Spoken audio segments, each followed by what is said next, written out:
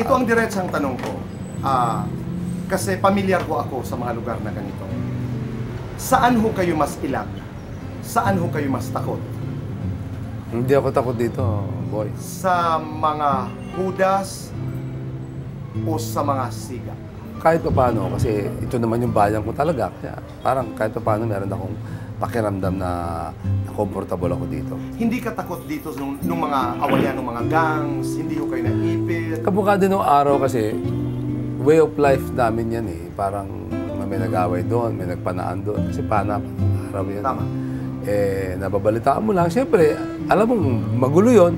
Pero parang way of life na pagka nakita mo may gulo dyan, lumiliko ka lang. Nung kayo nag-aaral ho, kayo ba'y naka-tsinelas o nakasapatos? Sapatos naman. Sapatos naman. Pero nung bata, sinelas lang. Nung mga medyo late na konti, mga elementary na, sapatos naman. Pero marami ho kayong sapatos, walang isa, palit. dalawa, tatlo. Talaga, kailangan hintayin mong masira. Ang mga nanay, bumibili sila ng sapatos na mas malaki ang size para mas matagal ang buhay. Ayun, kasi ang pagbastiba yung binili mo, siyempre matagal ang buhay niyan. Kaya habang lumalaki ka, ma-adjust na yan. Kaya kailangan malaki ng konti. Pero ang kaibahan, ito, hindi ka bibili hanggat hindi mo maipapakita sira na yung sapatos mo. Kayo'y bata pa, marami kayong mga damit, naghihiraman ba kayo? Hindi. Pero ako nga, napagalitan na ako sa eskwelahan dahil matanda na raw ako, naka-short pants pa ako.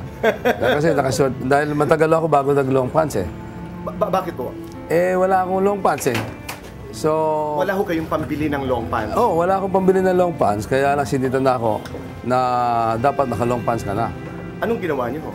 Nag-long pants. Sinabi ko sa nanay ko, nanay, kailangan ako mag-long pants. Kasi, So bumili ang nanay? Bumili naman. Ang bata ho kayo, Senador, ano ang hilig ho ninyo? Damit? Wala eh, naglalaro lang ako eh. Tapos dito kasi sa harap namin, may library dyan. Okay. Umi-standby ako dyan pagka parang parke noon, may library. Ano naman ang hilig niyong basahin nung kayo'y bata? Mga ilang taong kayo dito?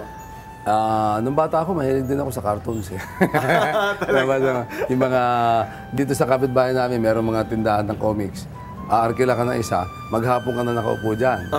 Basa ka na ng comics. Pero doon sa library naman, maraming mga libro, yung may mga illustrations, mga ano rin, mga istorya, tingin-tingin kayo dyan. Tapos, pero habang tumatanda ka na, medyo gumaganda na yung mga libro. Kasi kami walang libro eh, hindi kami masyadong nakakabili ng libro. Pero swerte naman kami dito na... Malapit lamang ang library. Kaya yun din ang iniisip ko na dapat na programa rin ng gobyerno natin. Tama. Na dapat talaga magkaroon din ng mga library sa mahihirap na lugar. When was the last time you cried? Umiiyak po ba kayo?